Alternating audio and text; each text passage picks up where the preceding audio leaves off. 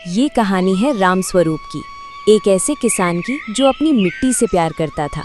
मौसम चाहे जैसा हो, रामस्वरूप खेत में हमेशा हंसता रहता था। लेकिन जब उसकी जिंदगी पर कर्ज का काला बादल छाया, तब भी उसने हार नहीं मानी। रामस्वरूप बैलों के साथ हल चला रहा था, पसीने में भीगा चेहरा, फिर भी चेहरे पर मुस्कुराहट। तभी शामू, रामस्वरूप का बेटा, पास आकर बोला, बाबा, ये सब छोड़िए, अब तो मशीन का जमाना है। बैल से हल कौन चलाता है? रामस्वरूप बोला, मशीनें तो होंगी, पर मिट्टी को महसूस करने का सुख कोई लोहे की चीज नहीं दे सकती। पिछले 2 साल से फसल बर्बाद हो रही थी, कर्ज बढ़ता जा रहा था, बैंक वाले नोटिस पर नोटिस भेज रहे थे। शामू की पत्नी बोली, शामू, अगर तुम्हारे पापा कुछ नहीं करेंगे तो हमें शहर जाना पड़ेगा, यहाँ भूखे मरने की नौबत है।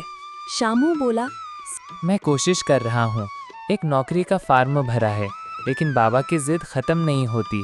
वो उस खेत को छोड़ते ही नहीं। रामस्वरूप ने ठान लिया कि इस बार कुछ नया करेगा। उसने प्राकृतिक खेती का रास्ता चुना, खेतों में गोबर की खाद, देसी बीज और जैविक तरल डाले। पूरे गांव ने उसका मजाक उड़ाया। तभी वहां गांव के मुखिया जी आकर बोले, अरे रामू, तू पागल हो गया है क्या? रासायनिक खाद के बिना अच्छी खेती होती है क्या?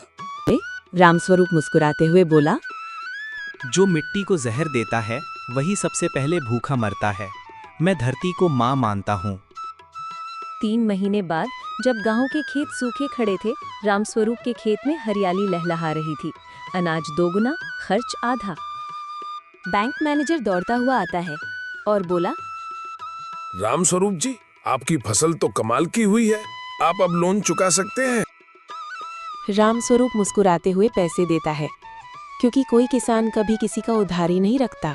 मुखिया जी गांव के बीच में आकर भाषण देते हैं। रामस्वरूप ने जो कर दिखाया वो हम सब के लिए मिसाल है। आज से ये गांव जैविक खेती को अपनाएगा। रामस्वरूप जब अपने घर आता है, तब शामू दौड़ता हुआ आया और बोला, माफ करना पापा, मैंने कभी समझा ही नहीं था कि आप ही असली हीरो हो।